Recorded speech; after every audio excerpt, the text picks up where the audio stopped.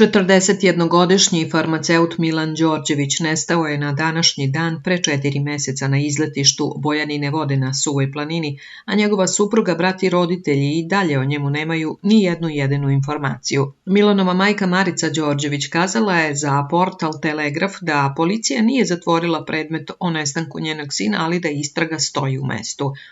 Sve je isto kao i 10. juna kada je nestao, predmet je otvoren, ali istraga stoji jer nema bilo kakvog traga, nikakvog dokaza. Ja policiju više i ne zovem jer dobijam uvek isti odgovor. Snaha je zvala inspektora i rekao joj je ono što smo toliko puta već čuli. Nadali smo se da će policija pregledom Milanovih telefona i laptopa nešto pronaći, ali ništa sumnjivo nisu našli, izjavila je Marica. Ona je kazala da su pre nešto više od meseca dana poslali dopis i zatražili od crkve odgovor na pitanje da li je Milan u nekom od manastira u našoj zemlji. Nismo još dobili odgovor, ali kažu da se na tako nešto i duže čeka. Nama je bitno da nam samo kažu da je živ. Ne treba nam ništa više, istakla je Marica. Ona je kazala da se njihov život sveo na to da sede i čekaju da se Milan sam javi. Ne znamo gde da idemo, gde da ga tražimo. Da nam neko kaže idite tamo i tamo, mi bi otišli, ovako kao da su ga oteli vanzemaljci. Suprug i sin povremeno odlaze na Bojanine Vode jer ih ne drži mesto, a tamo je Milan posljednji put viđen. Mnogo nam je teško, svima nam je samo Milan u glavi. Sada se plašim i za starijeg sina, bojim se da se njemu nešto ne desi.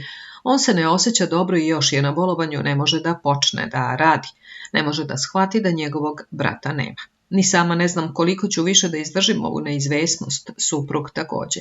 Njegovoj supruzi je takođe mnogo teško, sama je sa 2 mala deteta, govori Marica. Dodala je da nikako ne može da shvati da u jednom danu može da sedi sa sinom i pije kafu, a da ga istog dana više nema i da ne zna šta mu se dogodilo.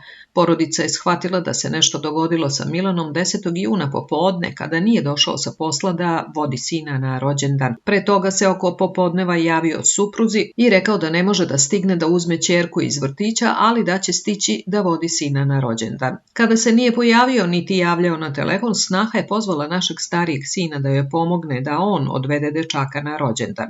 Tada smo krenuli da ga svi zovemo na telefon, ali se nije javljao. Pametni sat koji mu je ostao u stanu pokazao je da se njegov telefon nalazi 19 km od Niša. Zato je stariji sin sa drugarima otišao do Bojaninih Voda i tamo pronašao parkiran Milanov službeni automobil, izjavila je Marica. Ona je kazala da ne znaju zbog čega se Milan uputio na planinu sam, bez opreme za planinarenje, čak i bez novčanika jer mu je i on ostao u stanu. Ne znamo gde je bio između 12 časova prepodne i 17 ili 18 časova kada je njegov automobil zapazio na parkingu jedan biciklista. Bio je u 12 časova u Jelašnici, tu ga je kamera za video nadzor usnimila, ali nije pre 17 časova otišao na Bojanine Vode, to nam je biciklista potvrdio. On nam je rekao da ga je automobil prestigao otprilike u 17 časova na putu ka Bojaninim Vodama. Šta se za tih 5 sati dešavalo sa Milanom, gde je bio ne znamo, naglasila je Marica. Za mladim farmaceutom na Suvoj planini tragali su policajci, vatrogasci, pripadnici žandarmerije i gorske službe spašavanja, šumari, meštani sela u podnožju Suve planine i planinari, ali nisu pronašli ni delić Milanove odeće ili obuće, pa je isključena mogućnost da je tamo počinio samoubistvo.